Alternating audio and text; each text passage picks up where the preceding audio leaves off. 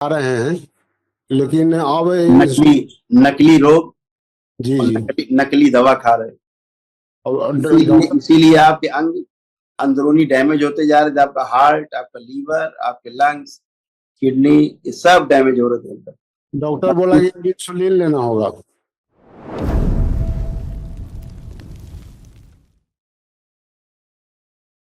गुरुदेव के चरणों में कोटि कोटि प्रणाम।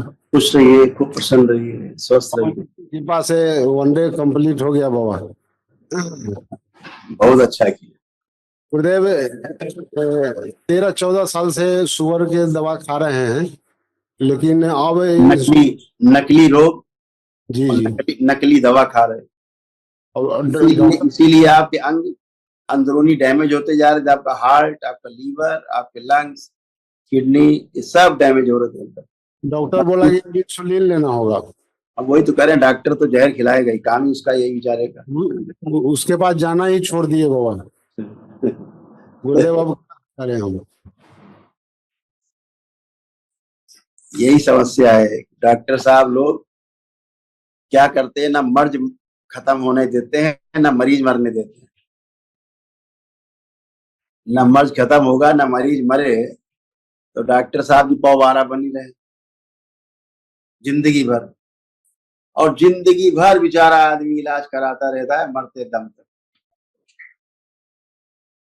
और आखिरी में बताएंगे क्या बताएं, हार्ट के पेशेंट थे, हार्ट अटैक हुआ, मर गए। अरे काहे का इलाज चल रहा था 20 साल 30 साल से भाई। हार्ट का पेशेंट था आदमी, हार्ट का इलाज होता रहता और मरे भी हार्ट अटैक से। तो ये इनकी समस्या है कि जिस रोग का इलाज चल रहा है उसी रोग से मरना है आदमी। तो इलाज जिंदगी भर चलता रहता, ठीक होता नहीं। यही तो समस्या है इनकी, सबसे बड़ी विकराल समस्या। आपके जो बताया ना कि आपका लीवर और पेंक्रियास, दो चीजें बहुत डैमेज हुई हैं दवा के कारण। जो आपने बहुत दवा खाई है उसके कब्ज भी कारण है। कब्ज भी रहता है पेट में हमेशा। कब्ज कब्ज वो कब्ज तो सेकेंडरी है।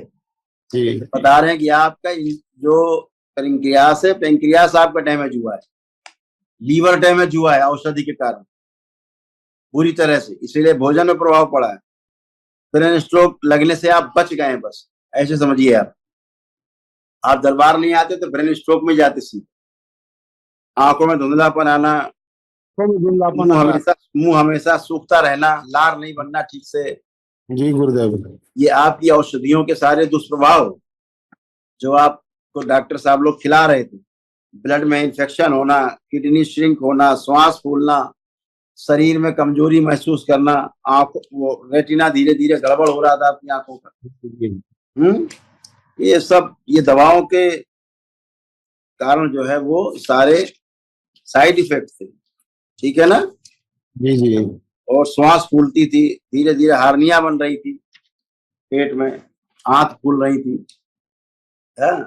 वो आंतों के फूले रहने के कारण आपको कब्ज की समस्या ऐसी मालूम होती थी। पीलिया, गॉलब्लैडर निष्क्रिय होना, लीवर में सड़न, गुदाद्वार में इंफेक्शन, और दवाइयों के कारण हमेशा सुस्ती बनी रहना। पाइल्स भी था बाबा। बोला ना, गुदाद्वार में इंफेक्शन। जी अब नहीं है, खत्म हो गया। दरबार आने के बाद एक ही दिन में खत्म हो गया। अब कोई इंफेक्शन नहीं है। अब दोनों पति पत्नी हथेली पकड़ो एक दूसरे से, आंखें बंद करो बेटा सभी लोग। प्रहार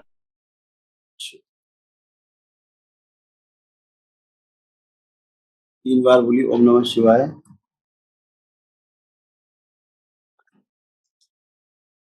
आंख खोल के अपने अपने बंधन खींचिए।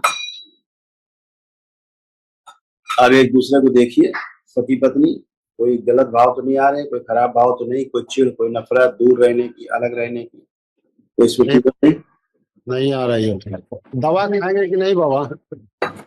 जो खा रहे हैं दवा वो खाएंगे कि नहीं? वो तो वही बताएगा जिसने दिया है। दरबार के अनुसार तो आपको रोग ही नहीं है। अब बाकी डॉक्टर बताएगा आपका। अभी दरबार क्या दिखा रहा है, इंसुलिन आपका बढ़ा हुआ है, ऑलरेडी बढ़ा हुआ है औषधियों के कारण।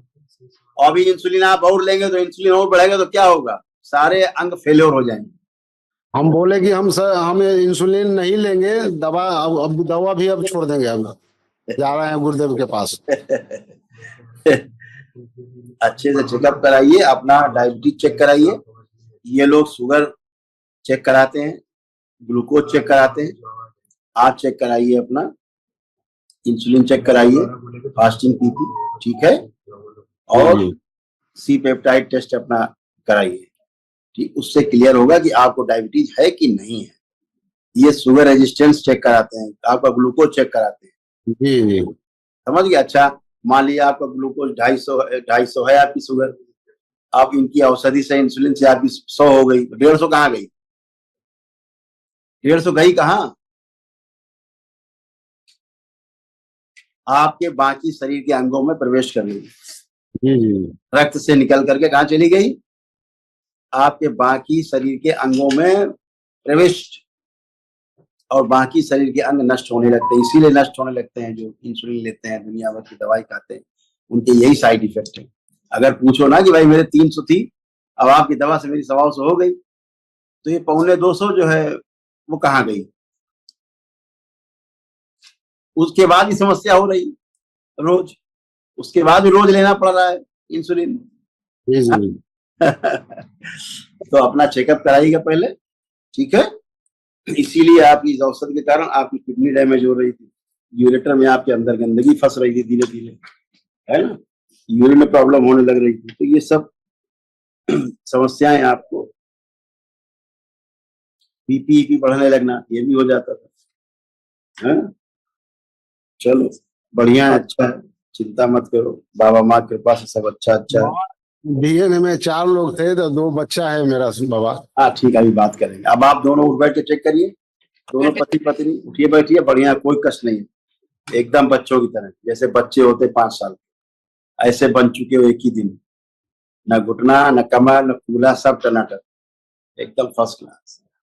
गुरुदेव के चरणों में कोटि कोटि प्रणाम। खुश रहिए, प्रसन्न रहिए। गुरुदेव, डॉक्टर ने दोनों आंखों में मोतियाबिंद बता दिया है, बोले हैं ऑपरेशन करवाने के लिए, हम्म, और कमर से लेके एड़ी तक दर्द रहता है हर हमेशा। अब कुछ है कष्ट?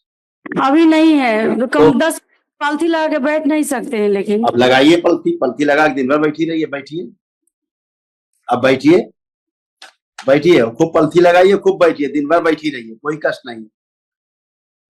बैठ गई, अब खड़े हुई, एकदम बच्चों की तरह हो गई, कोई कष्ट नहीं, समझ गई। हाथ में नोचते नोचते खून निकल जाता है, बहुत इन्फेक्शन। बहुत बहुत कुछ हो जाएगा, 35 चीजें बता सकते हैं क्या क्या होता था, उससे फायदा। अब कोई कष्ट नहीं है, कोई समस्या नहीं बची है। रेटिना आपकी सड़ रही थी, आंखें अंदर, ठीक है, मोतियाबिंद नहीं, रेटिना सड़ रहा है अंदर, ठीक है। जब चलती थी आप तो आगे जमीन ऊंचा नीचा लगती थी। लगती थी गुरुदेव। हाँ, अब चल के देखिए, लग रही ऊंचा नीचा जमीन। अब चलिए जरा,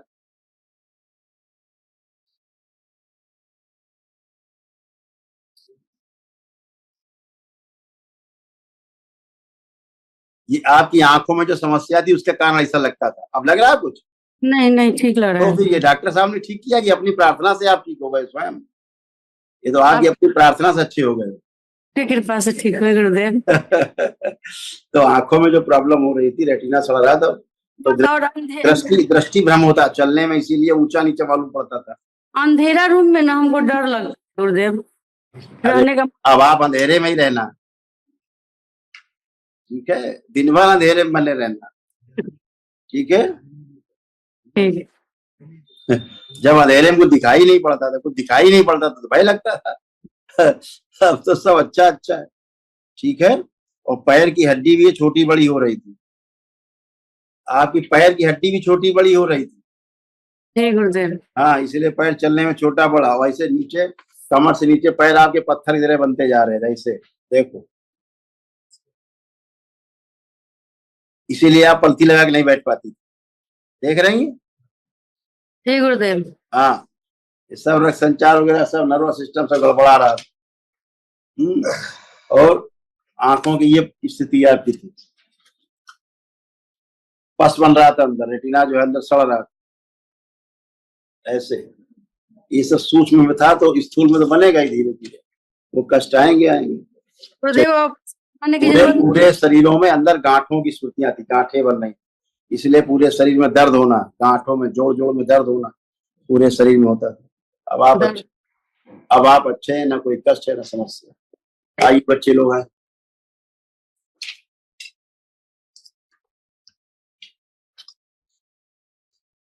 के चरणों में कोटि कोटि प्रणाम। खुश रहो बेटा, मस्त रहिए, स्वस्थ रहिए, प्रसन्न रहिए।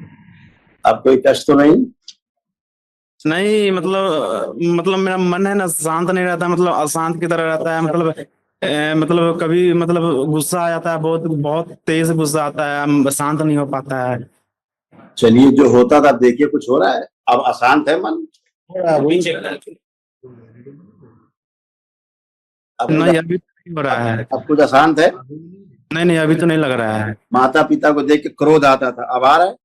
नहीं आ रहा है।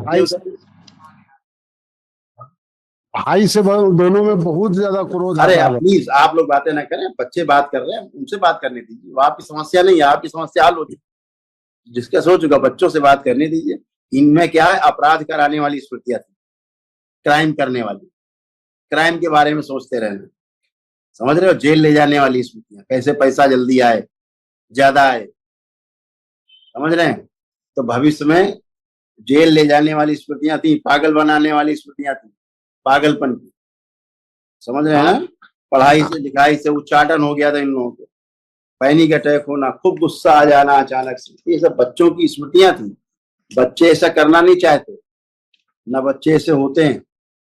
अभी बच्चों में क्या है, स्मृतियां ऐसी थी कि अपने बारे में ठीक से निर्णय नहीं ले पाते थे। एक जगह मन स्थिर नहीं रहता था कि ये करना है कि वो करना है, ऐसा लगता था घर से भाग जाए। ये सभी बच्चों में स्मृतियां रहती, डिप्रेशन रहता था। अब कुछ है बेटा आप में इस तरह का जितना हमने बोला, कुछ बचा? नहीं अभी नहीं लग रहा है। हाँ, तो ये सब शुद्ध पवित्र होकर खड़े हैं, एकदम अच्छे हैं, एकदम फर्स्ट क्लास।